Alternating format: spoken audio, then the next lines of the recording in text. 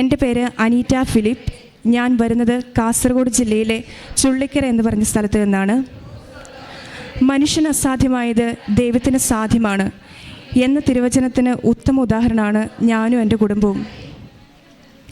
ഞാൻ ആദ്യമായി മാതാവിനെക്കുറിച്ച് അറിയുന്നത് 2019 നവംബർ മാസം അവസാനമാണ്. അന്നു മുതൽ ഞാനും മാതാവും തമ്മിലൊരു ബന്ധമുണ്ട്. എന്നാൽ 2022 നവംബർ മാസം അവസാനം ഞാനും എൻ്റെ ഹസ്ബൻഡും വർക്ക് ചെയ്യുന്നത് ഇറ്റലിയിലാണ്. ഞങ്ങൾക്ക് 2 ഇരട്ട കുഞ്ഞുങ്ങളുണ്ട്. മൂത്തയാൾ ഇവാന, രണ്ടാമത്തെ ആൾ ഇസബെല്ല. അവർ എൻ്റെ വീട്ടിലാണ് നിന്നുകൊണ്ടുണ്ടായിരുന്നത്. 2022 നവംബർ അവസാനം ഹസ്ബൻഡിൻ്റെ അമ്മച്ചി പെട്ടെന്ന് മരിച്ചതുകൊണ്ട് ഞങ്ങൾക്ക് എമർജൻസി ആയിട്ട് 10 ദിവസത്തെ ലീവിനായിട്ട് നാട്ടിൽ വരേണ്ടതായിട്ട് വന്നു. ആ സമയത്ത് എന്നെ കെട്ടിച്ചു വിട്ടത് കണ്ണൂർ ജില്ലയിലെ പയ്യാവൂർ എന്ന് പറഞ്ഞ സ്ഥലത്തോട്ടാണ്. ആ സമയത്ത് ഞങ്ങൾ വന്നപ്പോൾ എൻ്റെ കുഞ്ഞുങ്ങളും പയ്യാവൂർക്ക് വന്നു. 10 ദിവസത്തെ അവധി കഴിഞ്ഞ് പോകുന്നതിന് 3 ദിവസം മുമ്പ് ഞങ്ങൾ എൻ്റെ കുഞ്ഞിനെ പയ്യാവൂരിൽ നിന്ന് ചുള്ളിക്കരയിലോട്ട് കൊണ്ടുപോയാക്കുകയാണ്. അപ്പോൾ ഞങ്ങൾ ചുള്ളിക്കരയിലെത്തി. ഞങ്ങൾ ഡ്രസ്സ് മാറി പിള്ളേരുമായിട്ട് കുറച്ച് സമയം മുറ്റത്തൊക്കെ കളിച്ച് ഞാനും എൻ്റെ ഹസ്ബൻഡും വീടിൻ്റെ അകത്തോട്ട് പോയി. അത് കഴിഞ്ഞപ്പോഴത്തേനും എൻ്റെ മമ്മിയും 2 ഇരട്ട കുഞ്ഞുങ്ങളും വീടിൻ്റെ മുറ്റത്ത് കളിച്ചുകൊണ്ട് നിൽക്കുമായിരുന്നു. ആ സമയത്ത് പ്രതീക്ഷിക്കാതെ ഞങ്ങളുടെ വീടിൻ്റെ സൈഡിലായിട്ട് ഒരു നല്ല ഹൈറ്റിലൊരു മതിലുണ്ട്. ആ മതിലിൻ്റെ അപ്പുറത്ത് മറ്റൊരട പറമ്പാണ്. അവിടെ നിന്നിരുന്നൊരു തെങ്ങ് പ്രതീക്ഷിക്കാതെ നടുവേന്ന് പിളർന്ന് ആദ്യം കാറിൻ്റെ മണ്ടയിലോട്ട് വീണു. അതിന് ശേഷം ഇസബല്ലയുടെ ദേഹത്തോട്ട് വീണാണ് ചെയ്തത്. ആ സമയത്ത് എന്ത് ചെയ്യണമെന്ന് അറിയത്തില്ല. നിലവിളിച്ച് കരയാനല്ലാതെ ഒന്നും ചെയ്തില്ല. എൻ്റെ ഹസ്ബൻഡ് ഓടി അവളെ ചെന്നെടുത്തപ്പോൾ അവൾ കാറിൻ്റെ അടിയിലായി പോയിട്ടുണ്ടായിരുന്നു. അവളെ കാറിൻ്റെ അടിയിൽ നിന്നാണ് വലിച്ചെടുത്തത്. ഞാനും മമ്മിയും നിലവിളിച്ച് കരഞ്ഞു. മാതാവേ, സഞ്ചാരി മാതാവല്ലേ, കൂടത്തിൽ പൊക്കോണം, ഞങ്ങൾക്ക് പോകാൻ പറ്റത്തില്ലെന്ന് പറഞ്ഞ് നിലവിളിച്ച് അവിടെ നിന്ന് കരഞ്ഞു. ആ പ്രദേശത്തുള്ളവരെല്ലാം ഞങ്ങളുടെ കരച്ചിൽ കേട്ട് ഓടി വന്നു. എൻ്റെ ബ്രദറും എൻ്റെ ഹസ്ബൻഡും കൂടെ അവളെ ഞങ്ങളുടെ അടുത്തുള്ള പൂടങ്കൽ എന്ന് പറഞ്ഞുള്ള ഒരു ഗവൺമെൻറ് ഹോസ്പിറ്റലുണ്ട്, ഞങ്ങൾക്കറിയാം അവളെ അവിടെ എത്തിക്കത്തുള്ളൂ. അവളെ പെട്ടെന്ന് അവിടെ എത്തിച്ചു. ആ സമയത്ത് അവിടെ കൂടിയിരുന്ന ആൾക്കാരോടൊക്കെ ഞാൻ പറഞ്ഞു, എന്നെ അവിടെ എടുത്തൊന്ന് എത്തിക്കണം. ആ സമയത്ത് ആരും എന്നെ അവിടെ എടുത്തോട്ട് കൊണ്ടുപോകുന്നില്ല. അവസാനം എൻ്റെ അയൽവക്കത്തുണ്ടായിരുന്ന ചേട്ടനോട് ഞാൻ കരഞ്ഞു പിടിച്ച് ആ ചേട്ടൻ്റെ വണ്ടിക്ക് എന്നെ പൂടങ്കൽ ഹോസ്പിറ്റലിലോട്ട് കൊണ്ടുപോവാണ്. പോകുന്ന വഴിക്ക് ഞാൻ നിലവിളിച്ച് കരയുന്നുണ്ട്, മാതാവേ, ഞാൻ പോകുന്ന വഴിക്ക് ആംബുലൻസ് ഒന്നും കണ്ടേക്കരുത്, അത് കണ്ടു കഴിഞ്ഞാൽ എൻ്റെ സമനില തെറ്റും. ഓൾറെഡി ഞാൻ മനസ്സും ശരീരവും ചത്തു. ഇനിയിപ്പം പോകുന്ന വഴിക്ക് ആംബുലൻസ് കണ്ടു കഴിഞ്ഞാൽ പിന്നെ എന്നെ ഇനി പിടിച്ചാൽ കിട്ടത്തില്ല. എന്തായാലും മാതാവ് അനുഗ്രഹിച്ച് പോകുന്ന വഴിയിലൊന്നും ആംബുലൻസ് കണ്ടില്ല. ഞാൻ ഹോസ്പിറ്റലിൽ എത്തിക്കഴിഞ്ഞപ്പോഴത്തേനും ആംബുലൻസ് മേളിൽ കിടക്കുന്നത് കണ്ടു. എല്ലാവരും അവിടെ കൂടിയിട്ടുണ്ട്. കാരണം ഞങ്ങളുടെ വണ്ടിക്കകത്താണ് ഇവളെ കൊണ്ടുപോയത്. ഞങ്ങളുടെ വണ്ടിയുടെ മണ്ടയിലോട്ടാണ് തെങ്ങി വീണത് ആദ്യം. ആ സമയത്ത് കാറിൻ്റെ ഗ്ലാസ്, പുറകിലത്തെ ഗ്ലാസ് ശരിക്കും അടന്നു പോയിട്ടുണ്ടായിരുന്നു. അതുകൊണ്ട് ആ കാറിൻ്റെ അകത്ത് ഗ്ലാസ്സും ഇല്ലായിരുന്നു. പിന്നെ എൻ്റെ ബ്രദർ കൊണ്ടുപോയപ്പോൾ ഫുൾ ഹോർൺ അടിച്ചിട്ടാണ് ഹോസ്പിറ്റൽ വരെ കൊണ്ടുപോയത്. അപ്പോൾ അതുകൊണ്ട് ഒത്തിരി പേര് ആ വണ്ടീനെ ഫോളോ ചെയ്ത് ഹോസ്പിറ്റലിലെത്തി. അപ്പം പിന്നെ പെട്ടെന്ന് തന്നെ സ്പ്രെഡായി, തെങ്ങ് വീണ് കൊച്ചിനെ ഹോസ്പിറ്റലിൽ കൊണ്ടുപോയിട്ടുണ്ടെന്ന് പറഞ്ഞു. അവർക്ക് ശരിക്കും 3.25 വയസ്സേ ഉണ്ടായിരുന്നുള്ളൂ ആ സമയത്ത് അവർക്ക്. അങ്ങനെ അവിടെ ചെന്ന് ഞാൻ അവിടെ കിടന്ന് നിലവിളിച്ച് പറഞ്ഞു, എനിക്ക് അവളെ ഒന്ന് കണ്ടാൽ മതി എന്ന് പറഞ്ഞു. ആ സമയത്ത് ആരും കാണിക്കുന്നില്ല, ഡോക്ടേഴ്സൊക്കെ ഇങ്ങനെ കൂടി നിൽക്കുക. അങ്ങനെ ഞാൻ എൻ്റെ നിലവിളി കേട്ടിട്ട് ഡോക്ടേഴ്സ് പറഞ്ഞു, ജസ്റ്റ് കാണിക്കാം, നീ മിണ്ടരുത്, നീ മിണ്ടിക്കഴിഞ്ഞാൽ ഞങ്ങൾക്ക് അവൾക്ക് അന്നേരത്തിന് അവൾക്ക് സ്വന്തമായിട്ട് ശ്വാസം എടുക്കാനുള്ളതൊക്കെ അവൾക്ക് നഷ്ടപ്പെട്ടു തുടങ്ങി, നീ മിണ്ടരുതെന്ന് പറഞ്ഞു. പക്ഷെ ഞാൻ എൻ്റെ കൊച്ചിനെ നോക്കിയപ്പോഴത്തേനും ഞാൻ നിലവിളിച്ച് കരഞ്ഞു. ആ സമയത്ത് അവളൊന്ന് കാലിട്ടൊന്ന് പിടച്ച് കഴിഞ്ഞപ്പോഴത്തേനും പിന്നെ ഡോക്ടേഴ്സ് എന്നെ അവിടെ നിന്ന് മാറ്റുകയാണ് ചെയ്തത്. അന്നേരം അവരെന്നോട് പറഞ്ഞു, പേടിക്കാനൊന്നുമില്ല, ചെറുതായിട്ടൊരു പോറിൽ തലയ്ക്ക് പറ്റിയിട്ടുണ്ട്, അതുകൊണ്ട് നമുക്ക് ഇവിടെ അതിനുള്ള ഫെസിലിറ്റീസ് ഒന്നുമില്ല, നമുക്കൊരു കാര്യം ചെയ്യാം, നമുക്ക് കണ്ണൂർക്ക് മാറ്റാമെന്ന് പറഞ്ഞു. അപ്പോൾ എനിക്ക് തോന്നി കൊച്ച് പോയെന്ന് തോന്നുന്നത്. കാരണം അല്ലെങ്കിൽ പിന്നെ കണ്ണൂർക്ക് മാറ്റുന്ന അടുത്ത പരിയാരം എന്ന് പറയുന്ന ഹോസ്പിറ്റലൊക്കെ ഉണ്ടല്ലോ, അങ്ങോട്ട് മാറ്റുന്നില്ലോ എന്ന് വിചാരിച്ചു. അങ്ങനെ എൻ്റെ ഹസ്ബൻഡും അവിടുത്തെ ഒരു സ്റ്റാഫ് നേഴ്സും കൂടെ ആംബുലൻസിന് പോവുക. അന്നേരം എൻ്റെ വീട്ടുകാരും എന്നെ കൂടത്തിൽ കൊണ്ടുപോകുന്നില്ല. അപ്പോൾ ഞാൻ പറഞ്ഞു, ഞാൻ നിൽക്കത്തില്ല, എനിക്ക് അവിടെ കൂടത്തിൽ പോകണമെന്ന് പറഞ്ഞു. അങ്ങനെ എൻ്റെ കസിൻ ചേട്ടന് കാറിന് ഞാനും എൻ്റെ ബ്രദറും കൂടെ, പിന്നെ എൻ്റെ കസിൻ ചേച്ചി കൂടുതലുണ്ടായിരുന്നു. ഈ സമയത്ത് പൂടങ്കൽ ആശുപത്രി കടന്ന് നിലവിളിച്ച് കരഞ്ഞ സമയത്ത് ഏതോ ഒരു ചേച്ചി എൻ്റെ കൂട്ടത്തിൽ വന്ന് ചേച്ചിയുടെ കയ്യിൽ കൃപാസന മാതാവിൻ്റെ ഒരു ലോക്കറ്റ് കൊടുത്തിട്ട് പറഞ്ഞു, മോളെ, ഞാൻ ഇന്നലെ കൃപാസനത്തിൽ പോയ ആളാണ്, നീ പ്രാർത്ഥിക്ക്. അന്നേരം എൻ്റെ കൂട്ടത്തിൽ വന്ന് ചേച്ചിക്ക് കൃപാസന മാതാവിനെക്കുറിച്ച് വലിയ വിശ്വാസം അങ്ങനെ ഒന്നും ഇല്ലായിരുന്നു. പക്ഷേ ആ ചേച്ചിയെ ലോക്കറ്റ് കൈ പിടിച്ച് പ്രാർത്ഥിച്ചു. ആംബുലൻസ് കൊച്ചിനെ കണ്ണൂർക്ക് കൊണ്ടുവന്നു. ഞങ്ങൾ ആ സമയത്ത് കാറിന് പോവുകയാണ്. ആ സമയത്ത് ചേച്ചി ലോക്കറ്റ് തിരിച്ചു കൊടുത്ത് ചേച്ചിക്ക് തിരിച്ചു കൊടുത്തു. അങ്ങനെ പോകുന്ന സമയത്താണ് ചേച്ചി ഇങ്ങനെ പറയുന്നത്, ഇന്നതുപോലെ ഒരു ചേച്ചി എൻ്റെ ലോക്കറ്റ് തന്നിട്ടുണ്ടായിരുന്നു എന്ന് പറഞ്ഞു. എൻ്റെ പിള്ളേരും എൻ്റെ പേരൻസും ഇവിടെ വന്നിട്ട് ഉടമ്പടി എടുത്തിട്ടുണ്ടായിരുന്നു. അപ്പം കൊച്ചിൻ്റെ ദേഹത്ത് ആ സമയത്ത് മാതാവിൻ്റെ കാശുരൂപം ഉണ്ടായിരുന്നു. ഞാൻ മാതാവിനോട് എൻ്റെ കഴുത്തെ കടന്ന് കാശുരൂപം പിടിച്ച് പ്രാർത്ഥിച്ചു പറഞ്ഞു, മാതാവേ, എനിക്ക് ഇസബെല്ലാനെ തിരിച്ചു തന്നില്ലെങ്കിൽ ഞാനും മാതാവും തമ്മിൽ ഇനി ഒരു ബന്ധവും ഉണ്ടാകത്തില്ല, ഞാൻ ഇനി പ്രാർത്ഥിക്കത്തില്ല എന്ന് അങ്ങനെ പറഞ്ഞ് ഞാൻ കരഞ്ഞ് പ്രാർത്ഥിച്ചു. അങ്ങനെ എല്ലാവരും പറഞ്ഞു പരിയാരത്ത് കയറ്റേണ്ട കാര്യമില്ല, പെട്ടെന്ന് തന്നെ കണ്ണൂർക്ക് വിടാൻ പറഞ്ഞു. അങ്ങനെ കണ്ണൂർ എത്തുന്നതിന് മുമ്പ് തന്നെ സ്റ്റാഫ് നഴ്സ് പറഞ്ഞു അവൾ എന്തായാലും കണ്ണൂർ എത്തത്തില്ല. ആദ്യം അവൾക്ക് പുറമെ ഒരു പൊട്ടലോ പോറലോ ഒന്നും കണ്ടില്ല, ഒരു ബ്ലഡ് വരുമോ അങ്ങനെയും ചെയ്തില്ല. പക്ഷേ പരിയാരം എത്തുന്നതിന് മുമ്പ് തന്നെ ഫുള്ള് ബ്ലീഡിങ് വരാൻ തുടങ്ങി, വായിക്കൂടെയും മൂക്കിക്കൂടെ എല്ലാം ബ്ലഡ് വന്നു തുടങ്ങി. ആ സമയത്ത് കൂട്ടത്തിലുണ്ടായിരുന്ന ചേട്ടൻ, സത്യം പറഞ്ഞാൽ ചേട്ടനെ മുണ്ട് കീറിയിട്ടാണ് ബ്ലഡ് മൊത്തം തൂത്ത് തുടച്ചത്. എൻ്റെ ഹസ്ബൻഡും കൂട്ടത്തിലുണ്ടായിരുന്ന സ്റ്റാഫ് നഴ്സും മൊത്തം ഛർദ്ദിച്ചു. പൂടങ്കൽ എന്ന് പറയുന്ന സ്ഥലത്ത് നിന്ന് പരിയാരം വരെ എങ്ങനെ വന്നാലും കുറഞ്ഞത് ഒരു 1.5 മണിക്കൂർ നോർമൽ ഇതിൽ ട്രാവൽ ചെയ്യണം. പക്ഷേ ആ ആംബുലൻസ് ഡ്രൈവർ അതുപോലെ ആ കൊച്ചിനെ സ്വന്തം ഒരു കൂടപ്പുറപ്പിനെ പോലെ കണ്ടുകൊണ്ടായിരിക്കാം അവൻ വെറും 33 മിനിറ്റ് കൊണ്ട് ആ ചേട്ടൻ ശരിക്കും അവളെ പരിയാരത്തെത്തിച്ചു. പരിയാരത്തെ സ്റ്റാഫ് നഴ്സിൻ്റെ അത്രയൊരു പ്രഷർ ഉള്ളതുകൊണ്ട് മാത്രമാണ്, കാരണം ഇവർ കണ്ണൂർക്ക് കൊണ്ടുപോകാനായിട്ടാണ് ഇരുന്നത്. അപ്പോൾ സ്റ്റാഫ് പറഞ്ഞു എന്തായാലും ഇവൾ കണ്ണൂർ വരെ എത്തത്തില്ല, പരിയാരത്ത് കയറ്റി നമുക്ക് സപ്പോർട്ട് കൊടുക്കണം എന്ന് പറഞ്ഞാൽ അവളെ പരിയാരത്ത് കയറ്റി. അവരവിടുന്ന് സപ്പോർട്ടൊക്കെ കൊടുത്ത് പെട്ടെന്ന് തന്നെ അവളെ കണ്ണൂർ ആസ്റ്റർ മിംസ് ഹോസ്പിറ്റലിൽ എത്തിച്ചു. അവിടെ എത്തിച്ചപ്പോഴത്തേന് അവിടെ എല്ലാ സജ്ജീകരണങ്ങളും നടത്തിയിട്ടുണ്ടായിരുന്നു. അപ്പം ഈ പൂടങ്കലിൽ നിന്ന് മാതാവിൻ്റെ ലോക്കറ്റ് ഒരു ചേച്ചി കൊടുത്തു. അതുകൂടാതെ പരിയാരത്ത് നിന്ന് എൻ്റെ ഒരു കസിൻ ചേച്ചി അമ്മയായിട്ട് അവിടെ ഹോസ്പിറ്റലിൽ അഡ്മിറ്റ് ആയിരുന്നു. ആ സമയത്ത് ആ ചേച്ചി ഇവിടെ വന്ന് ഉടമ്പടി എടുത്തതായിരുന്നു. ആ ചേച്ചിയുടെ നേർച്ച വസ്തുക്കളുണ്ടായിരുന്നു. ആംബുലൻസിലും ഇസബെല്ലയുടെ ദേഹത്തോടും ആ ചേച്ചി ഉപ്പ് വെതറിയാണ് വിട്ടത്, വിശ്വാസപ്രമാണം ചൊല്ലി ഉപ്പ് വെതറി വിട്ടു. അപ്പോൾ മാതാവിൻ്റെ സംരക്ഷണം തുടക്കം മുതൽ ഇസബെല്ലയുടെ കൂടത്തിൽ തന്നെ ഉണ്ടായിരുന്നു. അങ്ങനെ അവൾ കണ്ണൂർ ഹോസ്പിറ്റലിലെത്തി. എമർജൻസി പെട്ടെന്ന് തന്നെ അവിടെ തലയോട്ടിക്കും തലച്ചോറിനും ഇടയ്ക്ക് ബ്ലഡ് മൊത്തം ക്ലോട്ടായി. അങ്ങനെ എമർജൻസി ക്ലോട്ടായ ബ്ലഡ് അവർ ഓപ്പറേഷൻ ചെയ്തെടുത്തു. അങ്ങനെ ഈ ഒരു സൈഡിലെ ബോൺ എടുത്ത് അവർ പുറത്ത് വെച്ചിട്ടാണ് അവർ ഓപ്പറേഷൻ നടത്തിയത്.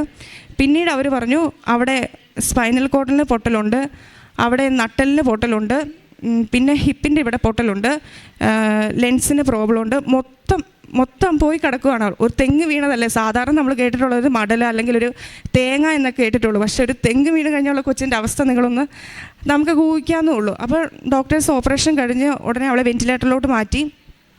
ഞാൻ അവളെ കണ്ടപ്പോൾ അവസ്ഥ അവിടെ മുഖം തന്നെ മാറിപ്പോയി. ഞാൻ മാതാവിന് തന്നെ അവളെ വിട്ടുകൊടുത്തു. പിന്നെ ഫെബ്രുവരി 26-ാം തീയതി അവരുടെ 4ാമത്തെ ബർത്ത്ഡേ ആണ്. ഞാൻ മാതാവിനോട് ഇത്രേ പറഞ്ഞുള്ളൂ, എനിക്ക് 26-ാം തീയതി ആകുമ്പോഴത്തേനും എനിക്ക് 2 പേരെ തിരിച്ചു തരുവാണെങ്കിൽ എനിക്ക് ഇസബെല്ലനെ തിരിച്ചു തരണം, ഇല്ലെങ്കിൽ ഞങ്ങൾ 4 പേരെ എടുത്തു, ഞങ്ങൾക്ക് വേണ്ട, ഇനി ഇങ്ങനൊരു ജീവിതം ഞങ്ങൾക്ക് വേണ്ട എന്ന് പറഞ്ഞാണ് ഞാൻ ആ ഹോസ്പിറ്റലിൽ നിന്ന് കരഞ്ഞ് പ്രാർത്ഥിക്കുന്നത്.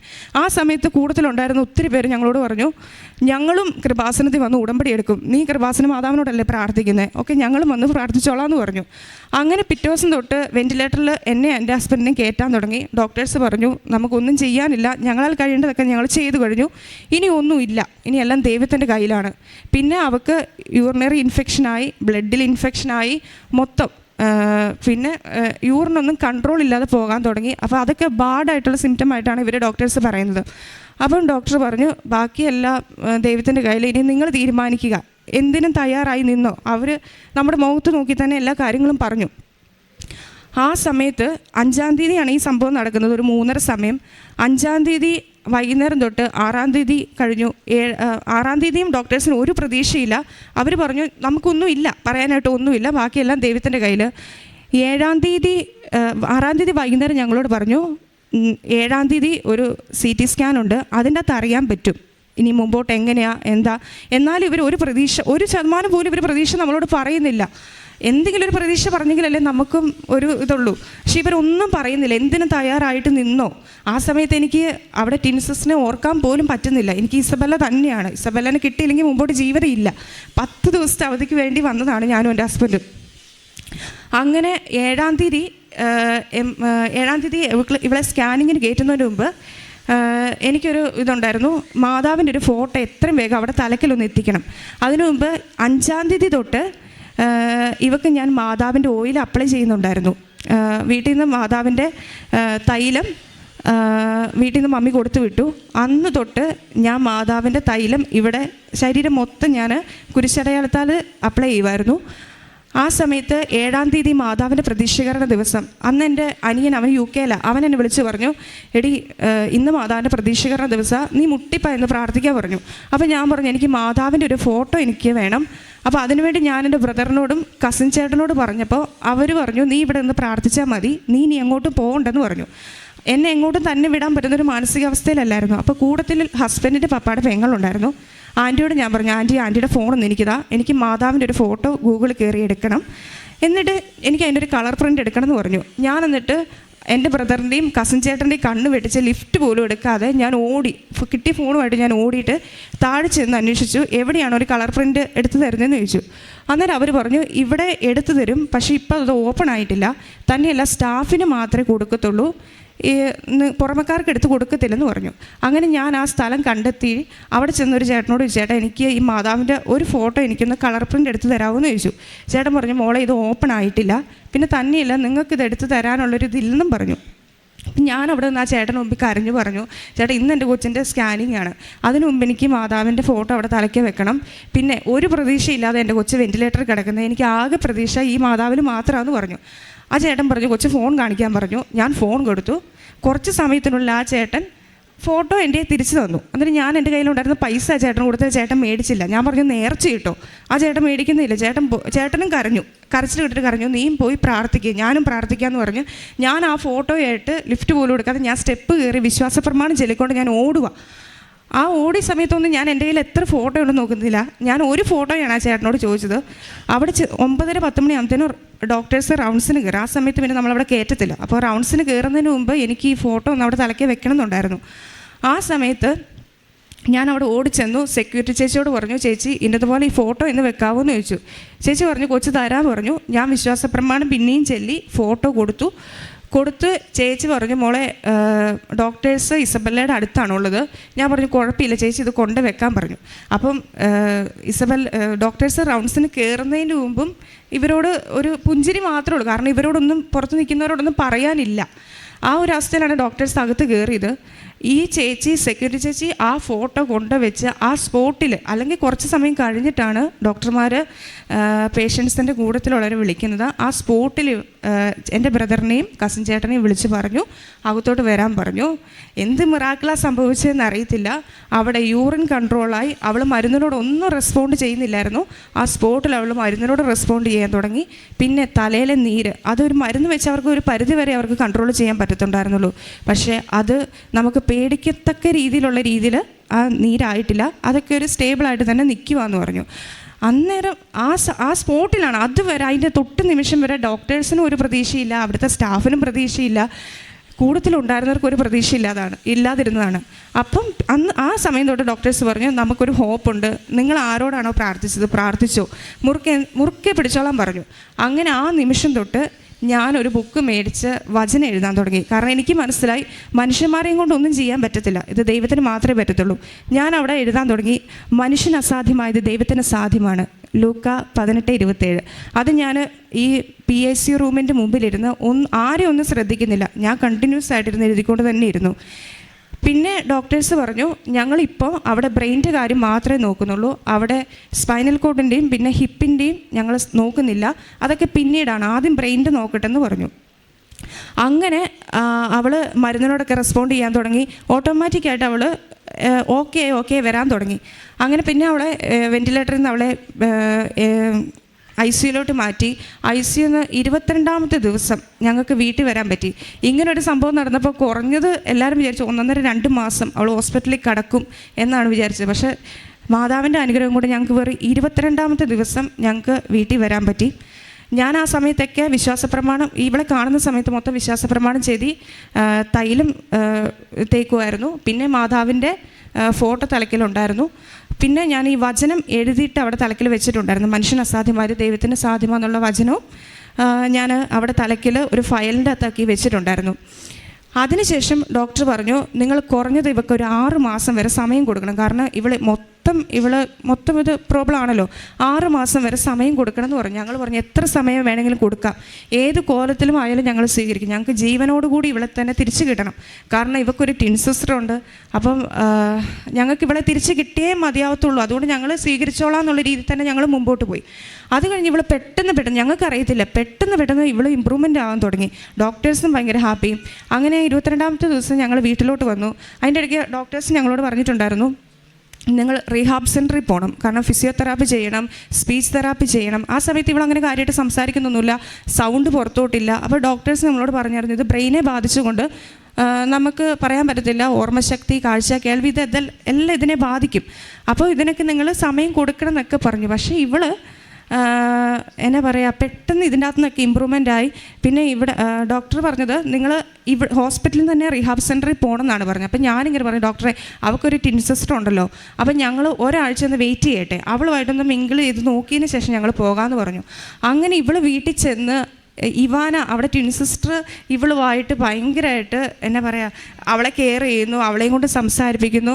എന്നെക്കഴിഞ്ഞും ഒരു പക്ഷേ ബന്ധം അവർ തമ്മിലായതുകൊണ്ടായിരിക്കാം അവളിലൂടെ ഇവൾ ഒത്തിരി ഇമ്പ്രൂവ്മെൻ്റ് ആയി.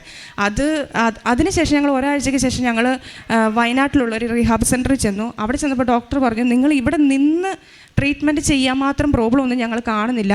പിന്നെ ഇവക്ക് ഓപ്പറേഷൻ കഴിഞ്ഞ ശേഷം പ്ലാസ്റ്റർ ഇട്ടിട്ടുണ്ടായിരുന്നു. ആ പ്ലാസ്റ്ററൊക്കെ ഒരാഴ്ച കൊണ്ട് ഇവൾ പൊട്ടിച്ച് കളഞ്ഞു നടന്നിട്ട്. കാരണം ഇവർ തമ്മിൽ അങ്ങോട്ടും ഇങ്ങോട്ടും ഓടിച്ചാടിയും കളിച്ച് ഒരാഴ്ച കൊണ്ട് ആ പ്ലാസ്റ്ററൊക്കെ പൊട്ടിച്ച് കളഞ്ഞു. അതൊക്കെ ഞങ്ങൾക്ക് റിമൂവ് ചെയ്യേണ്ടതായിട്ട് വന്നു. അങ്ങനെ പിന്നീടെല്ലാം ഇവക്ക് എല്ലാ കാര്യത്തിലും ഇവർക്ക് ഇമ്പ്രൂവ്മെൻ്റ് ആകാൻ തുടങ്ങി. ഇവർക്ക് ഓർമ്മശക്തി, ഞങ്ങൾക്ക് അതൊക്കെ പേടിയായിരുന്നു. ഇവർക്ക് ഒരു ഓർമ്മക്കുറവില്ല, സ്പീച്ചിന് കുഴപ്പമില്ല. പിന്നെ അവിടെ മൂവ്മെൻറ്റ്സ്, കൈകാലുകളെല്ലാം മൂവ് ചെയ്യുന്നുണ്ടായിരുന്നു. ആ കാര്യത്തിലൊന്നും ഒരു കുഴപ്പമില്ലായിരുന്നു. അങ്ങനെ ഇവൾ 1 മാസം കൊണ്ട് ഏകദേശം ഇവൾ ഓക്കെ ആയെന്ന് തന്നെ പറയാം. അതിൻ്റെ ഇടയ്ക്ക് ഇവൾ ഈ വീട്ടിൽ വന്നതിന് ശേഷം ഈ തലയ്ക്ക് നീരുള്ളത് കൊണ്ട് നമ്മളിച്ചിരി സപ്പോർട്ട് കൊടുക്കണമായിരുന്നു. തല ഇങ്ങനെ ചെരിഞ്ഞൊക്കെ പോകുന്നുണ്ട്. അപ്പോൾ ഇവൾ കൂടുതൽ സമയം ഞങ്ങൾ കടത്തുമായിരുന്നു കട്ടില്ല. അപ്പോൾ ഒരു ദിവസം ഒരാഴ്ചയ്ക്ക് ശേഷം ഇവൾ രാത്രി കിടക്കുന്ന സമയത്ത് എൻ്റെ മമ്മിയോട് പറഞ്ഞു, അമ്മാമ്മേ എൻ്റെ അടുത്ത് കൃപാസന മാതാവ് വന്നെന്ന് പറഞ്ഞു. അപ്പോൾ കാര്യം ഇവർ കൃപാസനത്തിൽ വന്നിട്ടുണ്ട്, എപ്പോഴും കൃപാസന മാതാവിനോട് പ്രാർത്ഥിക്കുന്നതാണ്. ഇത്രയും ഇഞ്ചറി പറ്റിയൊരു കുഞ്ഞാണ്, കാരണം ബ്രെയിനെ ബാധിച്ചു, തലയോട്ടിക്ക് പൊട്ടൽ, ഇതെല്ലാം ബാധിച്ച കുഞ്ഞ് ഇങ്ങോട്ട് പറയാണ്, അമ്മാമ്മേ എൻ്റെ അടുത്ത് ആശുപത്രി വെച്ച് കൃപാസന മാതാവ് വന്നെന്ന് പറഞ്ഞു. അപ്പോൾ ആ സമയത്ത് മമ്മി ഞങ്ങളെല്ലാവരും വിളിച്ചു, ദേ കൊച്ചി കൃപാസന മാതാവിനെ കണ്ടെന്നാണ് പറയുന്നതെന്ന് പറഞ്ഞു. അങ്ങനെ ഞങ്ങളെല്ലാം വന്നപ്പോൾ മമ്മി അവളോട് ചോദിച്ചു, ഇസബെല്ല മാതാവ് എങ്ങനെയാണ് വന്നതെന്ന് ചോദിച്ചു. അപ്പോൾ അവൾ പറഞ്ഞു, മാതാവ് കടലിൻ്റെ മേളിൽ കൂടെ വന്നതെന്ന് പറഞ്ഞു. അന്നേരമാണ് വീട്ടിലുള്ള ഫോട്ടോ ഞങ്ങൾ നോക്കുമ്പോൾ നേരാണ്, മാതാവിൻ്റെ പിറകെ തിരമാല ഇങ്ങനെ അടിക്കുന്നൊരിതുണ്ടല്ലോ. അപ്പം ഞങ്ങൾക്കത് ഭയങ്കര വിശ്വാസമായി. അപ്പം മമ്മി ചുമ്മാ ചോദിച്ചു, മാതാവിൻ്റെ കയ്യിൽ എന്നതാ ഉണ്ടായിരുന്നതെന്ന് ചോദിച്ചു. അന്നേരം അവൾ പറഞ്ഞു, ആ 3.25 വയസ്സുകാരത്തി കുഞ്ഞാന്ന് പറഞ്ഞു. അവൾ പറയാം ഭൂമി എന്നാണ് പറഞ്ഞത്. ഞങ്ങൾ പറഞ്ഞു കൊടുത്തിട്ടില്ല, അവൾ ഭൂമി എന്നൊരു വാക്ക് പറഞ്ഞു. ഞങ്ങൾക്ക് അന്നേരം ഭയങ്കര വിശ്വാസമായി, ഇത് മാതാവ് ഇടപെട്ട കുഞ്ഞ്. അറിയാം, കാരണം ഡോക്ടേഴ്സിന് ഒരു പ്രതീക്ഷയില്ലാതെ പോയ കുഞ്ഞാണ്. ആ കുഞ്ഞിനെയാണ് മാതാവ് തിരിച്ചു തന്നെന്ന് എല്ലാവർക്കും അറിയാം. അപ്പോൾ ഇവൾ ഇങ്ങോട്ട് ഈ കാര്യം പറയുമ്പോൾ ഞങ്ങൾക്ക് പൂർണ്ണ വിശ്വാസമായി, കൃപാസന മാതാവ് അവിടെ അടുത്ത് വന്നിട്ടുണ്ടെന്ന് തന്നെ. അതുപോലെ തന്നെ മമ്മി ചോദിച്ചു, അന്നേരം വേറെ ആരെ ഇസബെല്ല വന്നതെന്ന് ചോദിച്ചപ്പോൾ അവൾ പറഞ്ഞു, ഈശോയും വന്നു എന്ന് പറഞ്ഞു. അപ്പോൾ ഞങ്ങൾ ചോദിച്ചു, അപ്പോൾ ഈശോ എങ്ങനെ വന്നു, ഈശോ എന്നതാ ഈശോയുടെ കയ്യിലുണ്ടായിരുന്നെന്ന് ചോദിച്ചു. അപ്പോൾ അവൾ തന്നെ ഇങ്ങനെ കാണിച്ചു. ഇതിൻ്റെ അകത്ത് ഒരു കള്ളത്തരവും ഇല്ല കേട്ടോ, ഞാനിവിടെ സാക്ഷ്യം പറയാനായിട്ട് ഇങ്ങനെ ഉണ്ടാക്കി പറയുന്നൊന്നുമല്ല. എൻ്റെ കുഞ്ഞിൻ്റെ ഇതിൽ ഞാൻ സത്യമാണ് പറയുന്നത്. അവൾ കൃപാസന മാതാവിനെ കണ്ടെന്നും പറഞ്ഞു, കടലിൻ്റെ മേളിൽ കൂടെ വന്നതെന്നും പറഞ്ഞു, മാതാവിൻ്റെ കയ്യിൽ ഭൂമിയായിരുന്നെന്നും പറഞ്ഞു, ഈശോ വന്നു, ഈശോ അവളെ ഇങ്ങനെ കാണിച്ചെന്നും പറഞ്ഞു. ഇത്രയും പറഞ്ഞു. പിന്നീട് ഇവിടെ ഇമ്പ്രൂവ്മെൻറ്റ്. അപ്പോൾ ഇപ്പോൾ എല്ലാവരും ഞങ്ങളോട് ചോദിക്കുന്നത്, ഇസബെല്ല കണ്ണു തുറക്കുന്നുണ്ടോ, ഇസബെല്ല നടക്കുന്നുണ്ടോ എന്ന്. കാരണം അതായിരുന്നു അവിടെ സിറ്റുവേഷൻ. പക്ഷേ മാതാവിലൂടെ അവൾക്ക് മൊത്തത്തിൽ, അവളിപ്പം ഡാൻസ് കളിക്കുന്നു, പാട്ട് പാടുന്നു, എല്ലാവരും തിരിച്ചറിയുന്നു. ഞങ്ങൾക്കറിയത്തില്ല എന്താ അവിടെ സംഭവിച്ചതെന്ന് അറിയത്തില്ല. ആ ഒരു ഫോട്ടോ വെച്ചപ്പോൾ തൊട്ടാണ് ഇവൾക്ക് ഇത്രയും വലിയ ഇമ്പ്രൂവ്മെൻറ്റ് കാര്യങ്ങളൊക്കെ വന്നു തുടങ്ങിയത്. ഞാനും എൻ്റെ കുടുംബവും മാതാവിന് നിത്യസാക്ഷിയായിട്ട് ജീവിക്കും. അതോടൊപ്പം തന്നെ ആ സമയം മുതൽ ഞങ്ങളെ ബുദ്ധിമുട്ടിക്കാത്ത രീതിയിൽ ഞങ്ങളുടെ ഇടവക പള്ളിയിലെ വികാരിയച്ഛൻ പറഞ്ഞു, ആ വീട്ടുകാരെ നിങ്ങൾ വിളിച്ച് ബുദ്ധിമുട്ടിക്കരുത്. പ്രത്യേകിച്ച് ഞങ്ങളുടെ ഇടവപ്പള്ളിയിലെ വികാരി അച്ഛൻ, ബഹുമാനപ്പെട്ട സിസ്റ്റേഴ്സ് ഞങ്ങൾക്ക് വേണ്ടി സപ്പോർട്ട് ചെയ്തു. ആ സമയത്ത് ഞങ്ങളുടെ കയ്യിലൊന്നും ഒത്തിരി ക്യാഷൊന്നും ഇല്ലായിരുന്നു. ആ സമയത്തൊക്കെ എവിടെ നിന്നാണ് ക്യാഷ് മാതാവ് അറേഞ്ച് ചെയ്തതെന്ന് അറിയത്തില്ല. എല്ലാവരും ചോദിച്ചു, നിങ്ങൾക്ക് 1 കോടി രൂപയായോ എന്നൊക്കെ ചോദിച്ചു ഹോസ്പിറ്റലിൽ. സത്യം പറഞ്ഞാൽ 15 ലക്ഷം രൂപ പോലും ആയിട്ടില്ല. കാരണം നമ്മൾ അതിൽ കൂടെയാണ് പ്രതീക്ഷിച്ചത്. പക്ഷെ അത്ര ഒന്നും ആക്കാതെ നമുക്ക് താങ്ങാൻ കഴിയുന്ന രീതിയിൽ ഒത്തിരി പേര്, ഞങ്ങൾ പോലും അറിയാത്ത ആൾക്കാരാണ് ഞങ്ങളെ സഹായിച്ചത്. അതുപോലെ തന്നെ ഞങ്ങൾ പോലും അറിയാത്ത ആൾക്കാർ, വിദേശത്തും സ്വദേശത്തും ഉള്ളവർ പ്രാർത്ഥനാ ഗ്രൂപ്പുകൾ ക്രിയേറ്റ് ചെയ്ത് പ്രാർത്ഥിച്ചു. ഞങ്ങൾക്കറിയത്തില്ല എവിടെ നിന്നൊക്കെ വേണ്ടിയാ ഇസബല്ലയ്ക്ക് വേണ്ടി പ്രാർത്ഥിച്ചതെന്നും. ആ ഒരു സമയത്ത് ഇസബല്ല എന്നുള്ള പേരായിരുന്നു ഈശോയുടെ മുമ്പിൽ ഏറ്റവും കൂടുതൽ എത്തിയിട്ടുണ്ടായിരുന്നത്. ഈശോ ഞങ്ങൾക്ക് പോയ കൊച്ചിനെ എല്ലാവരും മേടിച്ച് തിരിച്ചു തന്നു തന്നെ പറയാം. തിരുക്കുമാരനും മാതാവിനും കോടാനുകോടി നന്ദി. ചക്കരയുമ്മ.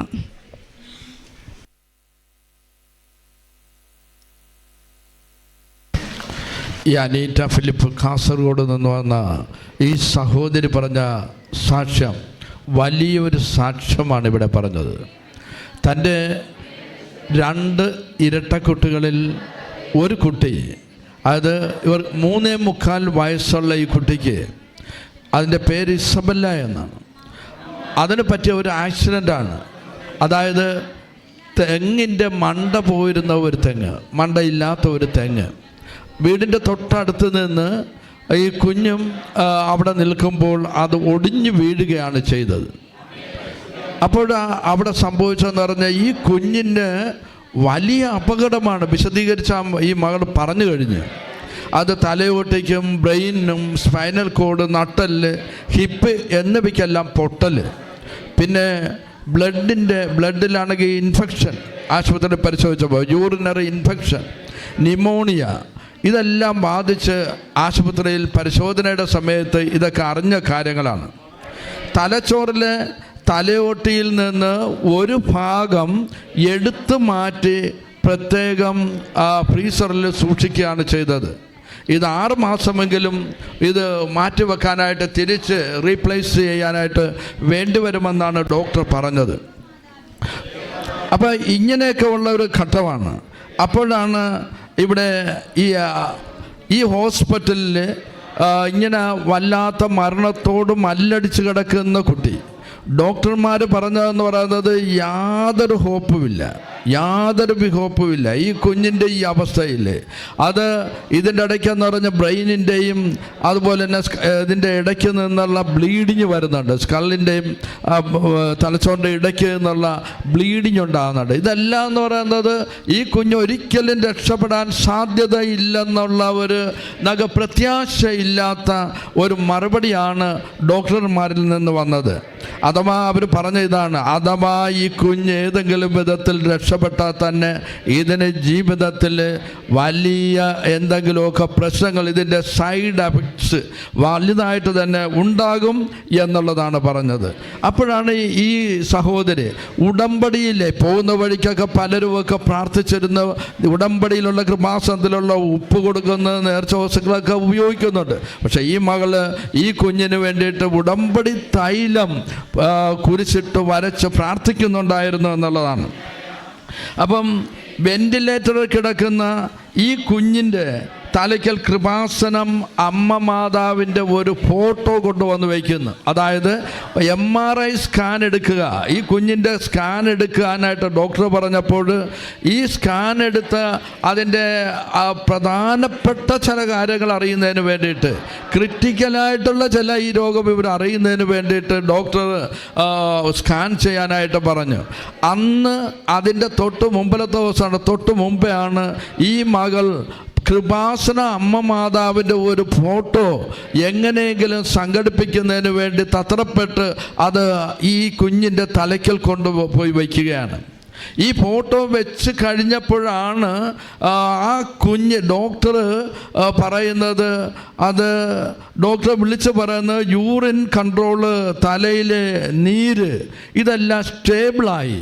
ഇപ്പോൾ അതിനൊരു മരുന്നുകളോട് ഇത് പ്രതിപ്രവർത്തിക്കാൻ തുടങ്ങി. മറ്റേതെന്ന് പറഞ്ഞാൽ മരുന്നുകളോട് ഈ കുഞ്ഞിൻ്റെ ശരീരം പ്രവർത്തിക്കുന്നില്ല. അത് പ്രതിപ്രവർത്തിക്കാത്തത് കൊണ്ട് ഇവർക്ക് ആകപ്പാടെ ഡോക്ടർമാർക്കും വലിയ വിഷമത്തിലായിരുന്നു. അപ്പോൾ ആശയ്ക്കൊരു വഴിയുണ്ടെന്നുള്ളത് ഇങ്ങനെ അവരുടെ വായിൽ നിന്ന് കിട്ടി. എൻ്റെ സഹോദരങ്ങളെ 22 ദിവസം കുട്ടി കഴിഞ്ഞപ്പോൾ കുട്ടി വീട്ടിലേക്ക് വന്നു. അത് ഞാൻ ചുരുക്കി പറയുകയാണ്. അപ്പം ഇത് കഴിഞ്ഞപ്പോഴെന്ന് പറഞ്ഞ് റീഹാബിലിറ്റേഷൻ സെൻറ്ററിൽ പോയപ്പോൾ ഉടനെ അവിടെ ഉള്ള ഒരു പറഞ്ഞ് ഇത് ഫിസിയോതെറാപ്പി, അതുപോലെ തന്നെ നമ്മൾ സംസാരത്തിന് വേണ്ടിയിട്ടുള്ള ഇതൊന്നും ഇവിടെ ഒന്നും ചെയ്യേണ്ട, അതങ്ങ് നിങ്ങളുടെ അടുത്ത് എവിടെയെങ്കിലും പോയി കരക്ക് എത്ര കണ്ട് ബെറ്ററാണ്. അപ്പം ഇത് ഇങ്ങനെയൊക്കെ ആയിട്ട് വീട്ടിലിരിക്കുമ്പോൾ ഈ കൊച്ച് അമ്മാമ്മയോട്, ഈ പറഞ്ഞ സാക്ഷ്യം പറഞ്ഞ അനീറ്റയുടെ അമ്മയോട് ഈ കുട്ടി പറയുകയാണ്, അമ്മാമ്മേ ഞാൻ അമ്മ മാതാവിനെ, കൃപാസന അമ്മ മാതാവിനെ ഞാൻ കണ്ടിരുന്നു. അപ്പോൾ അവർ അത്ഭുതത്തോടുകൂടി ചോദിച്ച്, നീ എന്ത് കണ്ടു? അമ്മ മാതാവിനെ എന്ത്? കൃപാസനം മാതാവിനെ ഞാൻ കണ്ടു. അപ്പോൾ മാതാവ് എന്തായിരുന്നു? മാതാവിൻ്റെ കയ്യിൽ ഒരു ഗ്ലോബ് ഉണ്ടായിരുന്നു, ഒരു ഭൂമി ഇരിപ്പുണ്ടായിരുന്നു എന്ന് പറഞ്ഞു. അപ്പോൾ ഈ സഹോദരി എന്നോട് ചോദിച്ചു അതെൻ്റെ അർത്ഥം എന്താണെന്ന് അറിയില്ല. ഞാൻ പറഞ്ഞ് അത് ബഹുമാനപ്പെട്ട ജോസഫച്ചൻ്റെ അടുത്ത് നടക്കുന്ന ഏതെങ്കിലുമൊക്കെ ക്ലാസ്സുകളിൽ അതിനെക്കുറിച്ചൊരു വിശദീകരണം നമുക്ക് യൂട്യൂബിലൂടെ കേൾക്കാൻ സാധിക്കും. അതായത് ആ ഗ്ലോബ്, ഞാൻ അതിനെക്കുറിച്ചൊന്നും പറയാനായിട്ട് ശക്തനല്ല. അപ്പോൾ ഒരു ഗ്ലോബ്, ഭൂമി കയ്യിലിരിക്കുകയാണ് അമ്മയുടെ കയ്യിൽ. അപ്പോൾ ഇങ്ങനെ കണ്ട, എന്നിട്ട് ഉടനെ ഈ അമ്മാമ്മ ചോദിച്ചു, കുഞ്ഞ് അതിൻ്റെ അമ്മയുടെ കൂടെ ആരുണ്ടായിരുന്നു? അപ്പം ഈ അമ്മ എന്ത് ചെയ്യണം, എങ്ങനെയാണ് കണ്ടത്?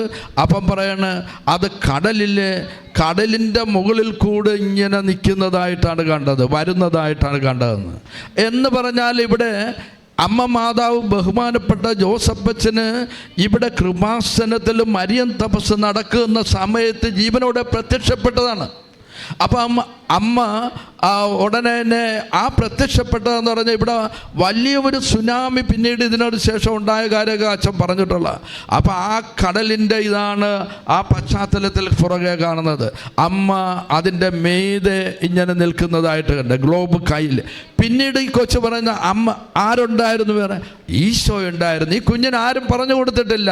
ഈശോയുടെ സിമ്പിളായിട്ടുള്ള വിജയത്തിൻ്റെ ആ വെന്നിക്കുഴ 2 എന്നുള്ള ആ ഇത്, ഉദ്ധിതനായ ഈശോയുടെ 2 എന്നുള്ള ആ ഇത് കാണിക്കാണ്, ഇങ്ങനെ കാണിക്കാൻ. അപ്പം എൻ്റെ സഹോദരങ്ങളെ, ഈ പടം ഉടമ്പടിയിലുള്ള അതായത് നമ്മുടെ ഈ കൃപാസനം മാതാവിനെ തലക്കിൽ കൊണ്ടുപോയി വെച്ചതിലല്ല അത്ഭുതം. അവിടെ നടന്ന സംഭവം എന്ന് പറയുന്നത് കൃപാസന അമ്മ ഈ കുഞ്ഞിന് നേരിട്ട് അവിടെ പ്രത്യക്ഷപ്പെടുകയാണ്. അതാണ് അവിടെ നടന്നത്. അവിടെ അമ്മ മാത്രമല്ല, അമ്മയുടെ കൂടെ ഈശോയും ഉണ്ടായിരുന്നു. അപ്പോഴാണ് ഒരു ഹോപ്പും ഇല്ലായിരുന്ന ഈ കുഞ്ഞ്, അതായത് യാതൊരുവിധ രക്ഷപ്പെടുവാൻ സാധ്യതയില്ലെന്ന് വൈദ്യശാസ്ത്രം എഴുതിത്തള്ളിയിരുന്ന ഈ കുഞ്ഞിന് ശരീരം മരുന്നുകളോട് പ്രതിപ്രവർത്തിക്കാൻ തുടങ്ങി. അതായത് യൂറിനറി ഇൻഫെക്ഷനും അതുപോലെ തന്നെ തലയിലുള്ള അതെല്ലാം നോർമലായി മാറുകയാണ്. എൻ്റെ സഹോദരൻ നരയിലുള്ള നീരെല്ലാം നോർമലായി.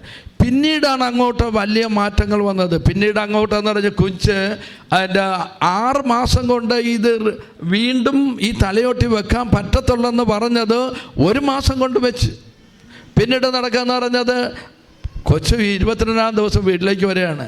വളരെ പെട്ടെന്നാണ് ഇതിൻ്റെ ക്യൂക്കായിട്ടുള്ളതാണ് ഇതിൻ്റെ എന്ന് പറയുന്നത്. ആ സുഖപ്പെടൽ അത് പഴയ രീതിയിലേക്ക് കടന്നു വന്ന് വളരെ ആരോഗ്യമുള്ളൊരു കുഞ്ഞായിട്ട് ഇപ്പം നടക്കുന്നെന്നാണ് പറയുന്നത്.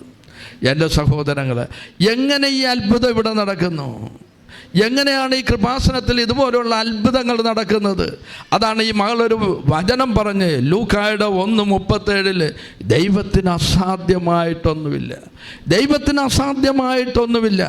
പക്ഷേ അമ്മ മാതാവെന്ന് പറയുന്നത് ഇവിടെ പറയുന്നത്, അതായത് സമയത്തിൻ്റെ അതിനാഥയാണ്. അതുപോലെ തന്നെ നമ്മളുടെ കഴിവോ കൃപയോ ഒന്നും കൊണ്ടുമല്ല, വൈദ്യശാസ്ത്രമോ മരുന്നുകളോ ഒന്നുമല്ല. പിന്നെ എവിടെയാണ് രക്ഷ? അതെന്ന് പറയുന്നതാണ് എഫേസുസിൻ്റെ 2-ാം അധ്യായം 18-ാം തിരുവചനത്തിൽ പറയാണ്. അതായത് വിശ്വാസത്താലല്ല കൃപാവരത്താലാണ് നിങ്ങൾ രക്ഷിക്കപ്പെട്ടത്, അത് നിങ്ങൾ നേടിയെടുത്തതല്ല, ദൈവത്തിൻ്റെ ദാനമാണെന്നാണ് വചനം പറയുന്നത്.